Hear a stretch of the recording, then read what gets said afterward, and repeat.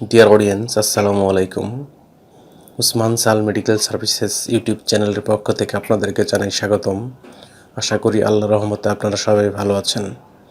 বন্ধুগণ, আজকের ভিডিওতে আমি আপনাদেরকে বমি বমি ভাব বা বমি দূর করে, গ্যাস্ট্রিক সমস্যা দূর করে, মায়ের বুকের দুধ বৃদ্ধিতে সহায়তা করে, পেট ফাঁপা বা বদ হজম রোধে সহায়তা করে এবং মুখের রুচি বৃদ্ধি করে এমন একটি মেডিসিন সম্পর্কে আলোচনা করব।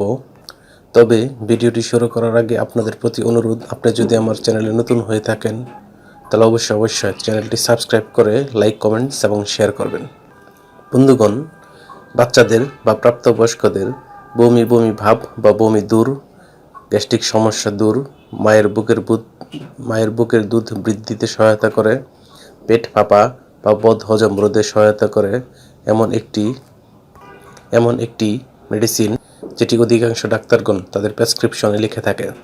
সেটির নাম হলো ডোমিলাক্স ট্যাবলেট বা ডোমিলাক্স ওরাল সাসপেনশন বা সিরাপ। এটির গ্রুপ বা জেনারিক নাম হলো ডমপেরিডন ম্যালিয়েট এবং এটির উৎপাদনকারী প্রতিষ্ঠানের নাম হচ্ছে পপুলার ফার্মাসিউটিক্যালস লিমিটেড। ডোমিলাক্স ট্যাবলেটের প্রতি পিসের দাম 4 টাকা এবং ওরাল সাসপেনশন বা সিরাপের দাম 40 টাকা। এটি খাওয়ার নিয়ম হচ্ছে শিশুদের ক্ষেত্রে 0.4 থেকে 0.8 মিলিগ্রাম করে ড্রপস প্রতি কেজি ওজনের জন্য, অথবা 2 থেকে 4 ml সাসপেনশন প্রতি 10 কেজি ওজনের জন্য।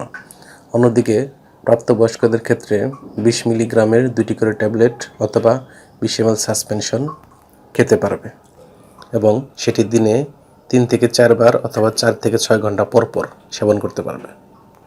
এটি খাওয়ার পর বা সেবনের পর কিছু সাইড এফেক্টস বা পার্শ্ব প্রতিক্রিয়া দেখা দিতে পারে, যেমন মুখের শুষ্কতা বা মুখ শুকিয়ে যাওয়া, পিপাসা, মাথা ব্যথা, ঝিমুনি, পাতলা পায়খানা, চুলকানি ইত্যাদি হতে পারে।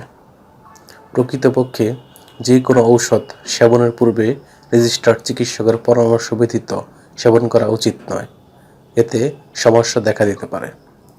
গর্ভাবস্থা এবং স্তন্যদানকালীন সময়ে এই ওষুধটি খাওয়া যাবে কিনা সেই পরামর্শ অবশ্যই রেজিস্টার্ড চিকিৎসকের পরামর্শ অনুযায়ী খেতে হবে।